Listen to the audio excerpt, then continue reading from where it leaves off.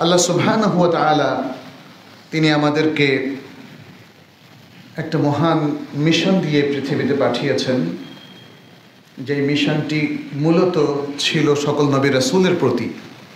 সেটি হচ্ছে এক আল্লাহর দিকে আহ্বান করা, তার তাওহীদের দিকে আহ্বান করা, তার রুবুবিয়ত এবং উলুহিয়তকে প্রতিষ্ঠিত করা। এটি ছিল মূলত নবিয়ানা কাজ। আমরা দেখি আল্লাহর সকল নবীগণই এ দায়িত্ব পালন করেছেন।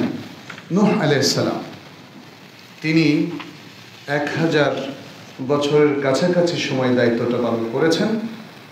আমরা আল কোরআনে দেখি আল্লাহ সুবহানাহু ওয়া তাআলা দাওয়া ইলাল্লাহর কাজকে তিনি অন্যতম গুরুত্বপূর্ণ কাজ হিসেবে চিহ্নিত করেছেন এবং বলেছেন এরাই হচ্ছে সবচেয়ে উত্তম ব্যক্তি। যেমনটি সূরাতুল ফুসসিলাতের মধ্যে আল্লাহ তাআলা বলেছেন ওমান আহসানু কওলাম মিম্মান দাআ ইলাল্লাহি ওয়া আমিলা সালিহান ওয়া ক্বালা ইন্নানি মিনাল মুসলিমিন। ওই ব্যক্তির চাইতে উত্তম কে যে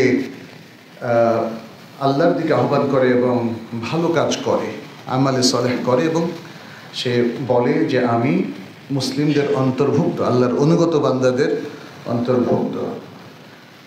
নবী সাল্লাল্লাহু আলাইহি সাল্লামকেও আল্লাহ সুবহানাহু ওয়া তাআলা এই একই দাওয়াত দিয়ে তিনি প্রেরণ করেছেন। আর এটাই হলো আসলে মূলত আমর বিল মারুফ ওয়া নাহি আনিল মুনকার।